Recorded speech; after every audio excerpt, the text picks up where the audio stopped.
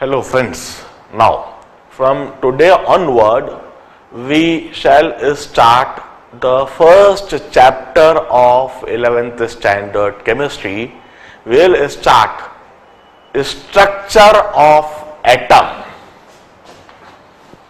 We also call it atomic structure.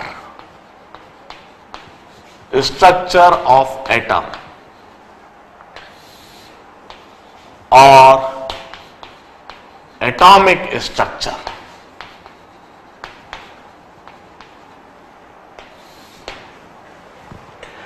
It's the first chapter of CBSE 11th standard chemistry, and in fact it's first chapter of inorganic portion. Inorganic में count होता है. Now it all started with a question that how the matter is composed of. Any matter, if we talk about this chalk, if we talk about this board, if we talk about water or air all around us, these are matter. This matter exists in different physical state. This chalk is a solid, water is a liquid, and air all around us is a gas. This board is a solid. How this matter is composed of? If we keep on breaking this chalk into smaller particles, smaller and smaller particle, further smaller particle, then what would be the smallest particle look like? What is the smallest unit of any matter? It all started with this question. Dalton for the first time suggested a theory regarding composition of matter. How any matter is composed of, regarding this, Dalton suggested that the smallest unit of matter is called atom. Atom is the smallest unit of matter. If we keep on breaking this chalk into a smaller particle, smaller and smaller particle, then the smallest particle, that a unit particle, it would be called an atom. He said that atom can't be further divided. Atom is the smallest particle. There is nothing smaller than atom. It's indivisible. No further smaller particle would exist. Atom ही सबसे छोटा particle होता है. Atom से ही कोई मिलाकर सारे जो मैटर है, सारे जो पदार्थ है, वो एटम से बने हुए. Atom of an element are identical and atom of different element are different. एक ही एलिमेंट की बात करेंगे तो उसके सभी एटम एक जैसे होते हैं. Atom of all the atom of an element are identical, while atom of different element, अलग अलग एलिमेंट की बात करें, atom of different element are different. This atom combine to form molecules. Atom of an element combine to form molecule. For example, two atoms of oxygen combine to form oxygen molecule O2. Two atoms of nitrogen combine to form nitrogen atom and nitrogen molecule N2. Two atoms of chlorine would combine to form chlorine molecule Cl2. Four atoms of phosphorus would combine to form phosphorus molecule P4. In this manner, atom of an element combine to form molecule. Atom of different element combine to form compound. Atom of different element combine in fixed ratio to form compound. अलग अलग element के atom fix ratio में combine होकर compound बनाते हैं. For example, water is a compound, and this water is formed by the combination of two atoms of hydrogen and an atom of oxygen. Hydrogen और oxygen के atom fix 2:1 के ratio में combine करके H2O बनाते हैं. Carbon dioxide, it's a compound. It's formed by combination of carbon and oxygen in a fixed ratio of 1:2. इस तरह से कार्बन और ऑक्सीजन 1:2 के रेशियो में, फिक्स रेशियो में कंबाइन करते हैं और CO2 कंपाउंड बनाते हैं. This was Dalton's theory regarding the composition of any matter, the first theory. It's said that an Indian philosopher, Kanad Rishi, he had also suggested the same theory in Sanskrit. India में भी ऋषि थे, कनद ऋषि उनका नाम था. उनने बिल्कुल exactly इसी तरह की थ्योरी सजेस्ट करी थी जो डाल्टन ने कहा था. सिर्फ भाषा का ही फर्क है, there is difference of language only. The postulates, all the concept are identical. Kanad Rishi ने यह कहा था किसी भी पदार्थ की सबसे छोटी इकाई परमाणु है. किसी भी पदार्थ की सबसे छोटी इकाई परमाणु है. ये बिल्कुल वही बात है. The smallest unit of matter is atom. परमाणु अविभाजित है. Atom cannot be further divided. Kanad Rishi ने एटम को परमाणु कहा था और कहा था एटम ही सबसे छोटा पार्टिकल है, एटम से छोटा कुछ नहीं, एटम को फर्दर डिवाइड नहीं कर सकते. परमाणु मिलकर अणु बनाते हैं. ये बिल्कुल वही बात है. Atom combine to form molecules. एक ही पदार्थ के सभी परमाणु एक समान होंगे, अलग अलग पदार्थ के सभी परमाणु अलग अलग होंगे. Atom of an element are identical and atom of different element are different. They are different in their physical and chemical properties. They are different in their look and appearance. This was Dalton's theory, or the theory suggested by Kanad Rishi. Although Kanad Rishi को कभी भी कोई recognition, कभी भी कोई credit नहीं मिला है. It's just because there is no solid proof that he had really suggested this theory. ऐसा कोई ठोस प्रमाण नहीं है जिससे बिल्कुल साबित हो सके कि वाकई में कनद ऋषि ही थे और कनद ऋषि ने ही यह कहा है. लिखा हुआ मिलता है संस्कृत में, मगर किसने लिखा है यह नहीं पता. एक अंदाजे से बताया गया कि ये as per time and as per the place probably it must have been written by Kanad Rishi. Anyway, that's not a point कि किसने लिखा किसने नहीं लिखा, किसको क्रेडिट मिला. बट डाल्टन की यह थ्योरी, कनद ऋषि की यह थ्योरी, यह फेल हो गई. फेल होने की खास वजह, जो डाल्टन ने कहा atom is a smallest unit of matter, यह गलत साबित हो गया. एटम से भी छोटे पार्टिकल डिस्कवर हुए, एटम के अंदर ही डिस्कवर हुए. Atom can't be further divided. Atom को फर्दर डिवाइड करके भी दिखा दिया गया. और इस पूरे चैप्टर में हम वही चीज समझेंगे कि यह जो एटम है यह एग्जैक्टली कैसा है, किस तरह का है, how the atom took its structure. हम कैसे एटम को कंसेप्चुअलाइज करते हैं. अब late me make one thing very much clear. ये जो एटम है यह इतना छोटा पार्टिकल है, इतना छोटा पार्टिकल है, आज तक इसे देखा नहीं जा सका है और न ही शायद कभी भविष्य में इसको देखा जा सकेगा. Let me make this thing very much clear. Atom is such a small particle, it's head always remain invisible and neither in future would be able to see it. Whatever we are studying in this chapter, it's all conceptualization based on experimentation and their results. We had conducted, scientists had conducted lot of experimentation, and based on the results of those experimentation, we had drawn few conclusions, and based on those conclusions, we had tried to picturize, we had tried to imagine how atom would look like. ये इतना छोटा जो particle है किस तरह का दिखता होगा, यह हमने इमेजिन करने का प्रयास करा है. Now, the first break breakthrough in this chapter was made by Sir J.J. Thomson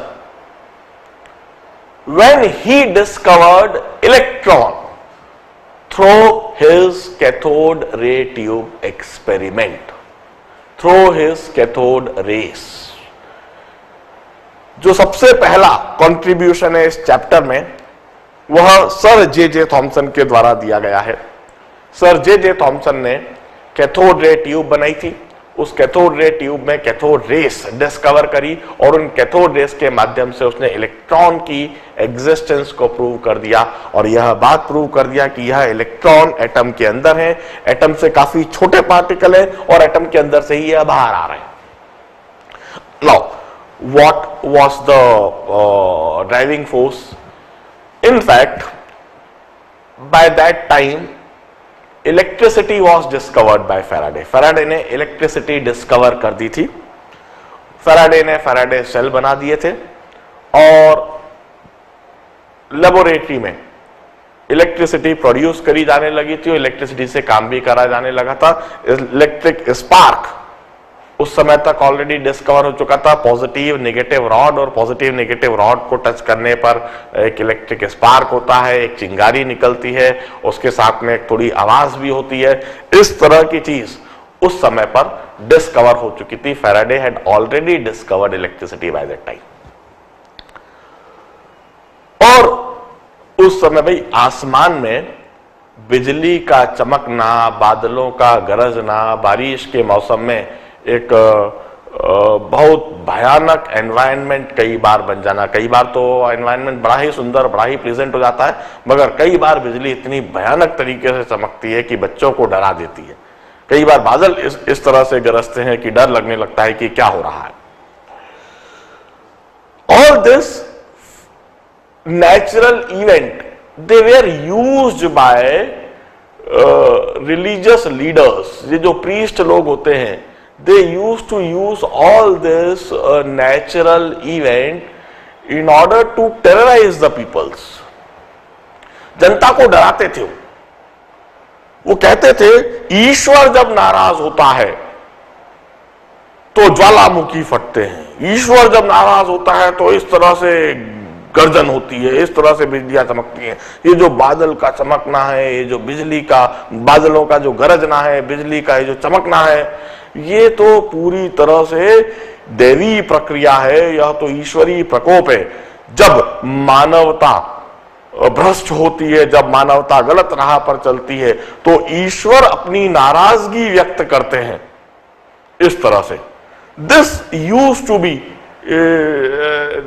said by those priest. जो पादरी लोग होते हैं, जो धर्म के आधार पर जनता को कंट्रोल करने की कोशिश करते हैं, डिसिप्लिन बनाने की कोशिश करते हैं, वो लोग इस तरह की बात कहते थे। और उस समय एक साइंटिस्ट कम्युनिटी भी होती थी जो रियलिस्टिक अप्रोच रखती थी, जो वास्तविकताओं में विश्वास रखती थी, जो सिर्फ कहने में नहीं आती थी, जो ये कहती थी कि भाई वास्तविकता क्या है उसके पीछे जाया जाए। Among them, the person was Benjamin Franklin. Benjamin Franklin, he was a scientist, और उसने सबसे पहली बार यह कहा कि ये फालतू बात कर रहे हैं पादरी लोग, ऐसा कुछ नहीं होता, देवी प्रक्रिया है, all this a physical phenomena, and he said that definitely it's a electrical phenomena. उसने कहा जिस तरह से हम लेबोरेटरी में इलेक्ट्रिसिटी प्रोड्यूस करते हैं और दो अपोजिट रॉड के मिलने पर, दो अपोजिट पोल्स के शॉर्ट होने पर हमको एक इलेक्ट्रिक स्पार्क दिखता है और उस दौरान हमको कुछ आवाज भी आती दिखती है, वो एक बहुत मिनिएचर मॉडल है। मिनिएचर मॉडल होने की वजह से छोटा सा इलेक्ट्रिक स्पार्क दिख रहा है और बहुत लेस अमाउंट में इलेक्ट्रिसिटी होने की वजह से वहां पर आवाज भी कम है। और आसमान में कुछ इसी तरह का फिनोमेना निश्चित हो रहा है, पर वहां पर ये जो physical phenomena it's taking place in very huge amount, in bulk, in large amount, और इतने अधिक अमाउंट में होने की वजह से वहां पर इलेक्ट्रिक स्पार्क जैसी बहुत ज्यादा रोशनी भी दिख रही है और साथ में इतनी अधिक आवाज भी आ रही है। Benjamin Franklin was challenged in to prove this concept. उसको उस समय जो धर्म ग्रंथी रहे होंगे, जो पादरी लोग रहे होंगे, उन्होंने चैलेंज किया क्या प्रूव करके दिखाओ, आप सिर्फ ये बात मत बोलो। बेंजामिन फ्रैंकलिन ने भी कहा होगा कि आप भी प्रूव करके दिखाओ पहले जो आप बोल रहे हो। बट एनीवे, ये पादरियों का तो सिंपल सा कंसेप्ट था और बेंजामिन फ्रैंकलिन एक रियलिस्टिक पर्सन था। Benjamin Franklin took this challenge, he decided that he will prove this। Philadelphia के चर्च के ऊपर चढ़ के उसने एक्सपेरिमेंट करा। सबसे पहली बात, वह उस जगह पर गया, अमेरिका के उस हिस्से में गया जहां पर आए दिन की बिजली चमकती थी, बिजली गिरती थी, बादल गरजते थे, बारिश होती थी। वो उसने एक बहुत ही भयानक वाला दिन लिया जिस दिन भयानक बारिश हो रही थी और बिजली चमक रही थी। उस दिन, उस रात को इनफैक्ट उसने पतंग बनाई, मेटल लगी हुई पतंग, और उसकी डोर के साथ में उसने वायर या उसके जो थ्रेड था उसको गीला रखा, उसके साथ में वायर रखा, मेड इट कंडक्टिंग, और उसने उस पतंग को ऊंचाई तक उड़ाया, इतनी ऊंचाई तक उड़ाया कि वह पतंग बादलों के करीब जाए जहां पर यह फिनोमेना होता है। He attached a key with the thread, और बताते हैं उसने बिजली चमकने के दौरान, जब बादल मिलते हैं और बिजली चमकती है, बादल गरजते हैं, उस दौरान एक झटका भी खाया और अपनी उस की के द्वारा एक सायरन को बजाकर भी दिखाया। And with that experiment he demonstrated, बादलों में ऊपर जब बिजली के चमकने के दौरान, उनके गरजने के दौरान, it's a physical phenomena, it's a electrical phenomena, two oppositely charged cloud ये आपस में मिल रहे हैं और इस दौरान इलेक्ट्रिसिटी प्रोड्यूस हो रही है और इलेक्ट्रिसिटी की वजह से ही यह फिनोमेना हो रहा है। और he really proved that it's a physical phenomena, it's a electrical phenomena, and that was really a turning point in the history of this science, in the history of physics। हमारा electricity chapter में तो बहुत बड़ा turning point बना और यहीं से फिर आगे ढेर सारे एक्सपेरिमेंट और ढेर सारी डिस्कवरीज हुई। एनीवे, इस एक्सपेरिमेंट पर भी काफी सारे विवाद हैं। इनफैक्ट लॉट ऑफ, आप डिस्कवरी चैनल पर देखेंगे और आप यूट्यूब पर कभी देखेंगे, then you will really find, एक जगह तो बिल्कुल साफ कहा गया है कि शायद बेंजामिन फ्रैंकलिन ने एक्सपेरिमेंट करा ही नहीं है। एंड उन्हें जो कहा कि क्यों नहीं करा, उन्होंने कहा कि यदि ऐसा एक्सपेरिमेंट बेंजामिन फ्रैंकलिन करता तो वो स्वयं मर जाता। इट्स जस्ट बिकॉज कि द लॉजिक इज कि बादल गरजने के दौरान, बिजली चमकने के दौरान, the amount of electricity that is released, उसमें जितनी एनर्जी होती है उतनी एनर्जी यदि नीचे ट्रेवल कर जाए और यदि उतनी एनर्जी का झटका किसी इंसान को लग जाए तो जीवित तो बच ही नहीं सकता, ऑन स्पॉट मरेगा। भाई जब आसमान से बिजली गिरती है, we used to put lightning conductor on the top of the buildings. यदि वो लाइटनिंग कंडक्टर नहीं लगा हुआ हो और आसमान से गिरने वाली बिजली किसी इंसान पर गिर जाए तो वहीं का वहीं ऑन स्पॉट मर जाता है। मगर बेंजामिन फ्रैंकलिन कहता है उसने सिर्फ झटका खाया। तो कई लोग इस बात को मानते नहीं है कि भाई यदि आपको झटका लगता तो आप शायद जीवित नहीं बचते, आप निपट चुके होते। Anyway, let's not fight over this also. हो सकता है there must be some reality in this experiment, क्योंकि आगे ये बात सॉलिड तरीके से प्रूव हुई कि हाँ वाकई में जो आसमान में होता है वो एक फिजिकल इवेंट ही है, वह एक इलेक्ट्रिकल इवेंट ही है। और इसे आप देवी प्रक्रिया मान ले, जनता को डराने के लिए इस्तेमाल जरूर कर ले, ये बात ठीक है, we don't object over it, but definitely it's a physical phenomena.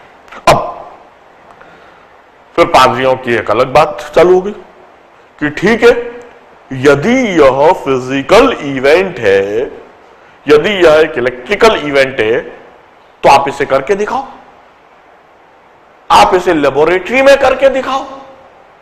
जिस तरीके से आसमान में बिजली चमकती है, जिस तरह से बादल आसमान में गरजते हैं, क्या ऐसा इवेंट, क्या ऐसा फिनोमेना लेबोरेटरी में करवाया जा सकता है। And this challenge was taken up by sir J Thomson. Sir J Thomson ने बस एग्जैक्टली काम इसी लाइन पर करना चालू करा। शायद जे थॉमसन का कोशिश यही रही होगी कि यदि बादलों का गरजना, बिजली का चमकना एक फिजिकल फिनोमेना है, तो जो फिजिकल कंडीशंस, जो फिजिकल एनवायरनमेंट आसमान में ऊंचाइयों पर है, जो 2-4 किलोमीटर की ऊंचाई पर है, वैसा ही कुछ एनवायरनमेंट, वैसा ही कुछ कंडीशंस को लेबोरेटरी में बनाई जाए और वैसी ही कंडीशंस को लेबोरेटरी में बनाकर क्यों ना वह फिनोमेना को लेबोरेटरी में करवा कर दिखाया जाए और इन प्रीस्ट लोगों को, इन पादरियों को जवाब दिया जाए कि यदि यह ईश्वरीय प्रक्रिया है, यदि यह ईश्वरीय प्रकोप है, तो मैं भी ईश्वर हुआ, मैं भी इस चीज को लेबोरेटरी में करके दिखा सकता हूं, मुझे भी ईश्वर का सम्मान मिले। सर जे थॉमसन ने सबसे पहली बार शायद यही बात सोची और वह एक्सपेरिमेंट करा। नाउ व्हाट, उसने सबसे पहले क्या क्या सोचा? जैसे जैसे हम हाइट पर जाते हैं, जैसे जैसे हम ऊंचाई पर जाते हैं, सबसे पहले प्रेशर कम होता जाता है। अर्थ सरफेस पर pressure is 1 atmosphere. As we go above, this pressure decreases and उसने एक इमेजिन करने की कोशिश करी होगी कितना प्रेशर है, वो प्रेशर को कम करता गया होगा। Beside it, we do not have on Earth's surface, near Earth's surface, we have gases like oxygen, nitrogen, carbon dioxide. But as we go above the height, this oxygen and nitrogen, their density, their amount decreases. Carbon dioxide तो बिल्कुल ही गायब ही हो जाती है। Height पर we find gases like hydrogen, helium. Hydrogen और helium जैसी gases होती है, इनर्ट गैसेस होती है ऊंचाई पर। He thought that ये जो बादल है, जब यह गरज रहे हैं तो अपोजिटली चार्ज्ड होंगे और अपोजिटली चार्ज रहते हुए इसमें ह्यूज पोटेंशियल डिफरेंस रहता होगा। ह्यूज पोटेंशियल डिफरेंस के साथ जब ये एक दूसरे के करीब आते होंगे, उस दौरान short circuit sort of phenomena होता होगा और उस दौरान यह लाइटनिंग फिनोमेना एंड इस तरह का फिनोमेना बनता होगा। एग्जैक्टली कुछ इसी तरह का एनवायरनमेंट उसने लेबोरेटरी के अंदर सिमुलेट करा। ही टुक अ ट्यूब,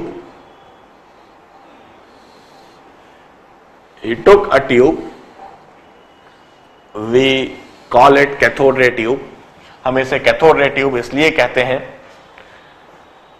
क्योंकि इसके अंदर हम रेस को डिस्कवर करेंगे, उन रेस को हम कैथोड रेस नाम देंगे। इस ट्यूब के अंदर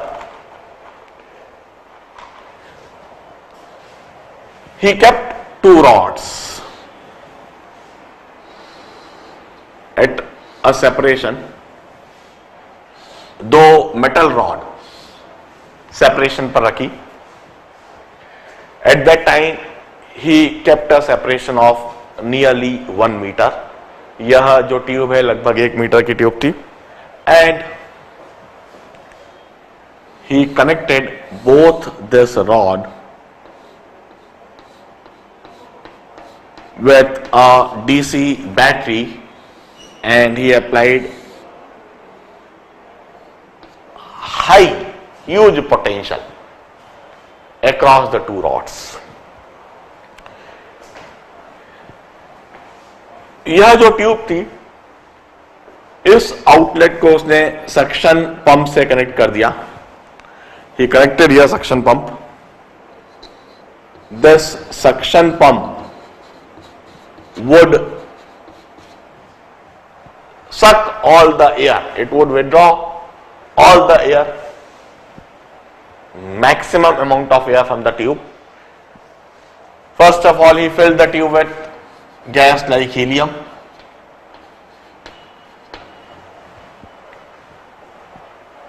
हीलियम गैस ट्यूब के अंदर रखी और ट्यूब के अंदर दो प्लेट बना दी. एक प्लेट पर उसने नेगेटिव पोलैरिटी से कनेक्ट कर दिया, मतलब उसको नेगेटिव पोटेंशियल दे दिया. बैटरी के नेगेटिव पोलैरिटी से कनेक्ट करा, नेगेटिव पोटेंशियल दिया. और सामने अपोजिट प्लेट को उसने पॉजिटिव पोलैरिटी से कनेक्ट करा, इसको पॉजिटिव पोटेंशियल दे दिया. This negative terminal we call it cathode. Battery का है जो नेगेटिव टर्मिनल, इसको हम कैथोड कहते हैं. बैटरी के नेगेटिव टर्मिनल से जिस प्लेट को हमने कनेक्ट करा है वह भी नेगेटिव पोटेंशियल पर आ जाएगा. यह नेगेटिव टर्मिनल ढेर सारे इलेक्ट्रॉन, ढेर सारे नेगेटिव चार्ज पार्टिकल इधर पुश कर देगा और यह जो इलेक्ट्रोड है we call it cathode. Negative electrode को, नेगेटिव टर्मिनल को we call it cathode, while this is the positive terminal of the battery. यह बैटरी का पॉजिटिव टर्मिनल है. जिस इलेक्ट्रोड को हमने पॉजिटिव टर्मिनल से कनेक्ट कर दिया, it would acquire positive potential and this is termed as anode. Electricity के यह सारे कंसेप्ट ऑलरेडी फैराडे दे चुका था, समझा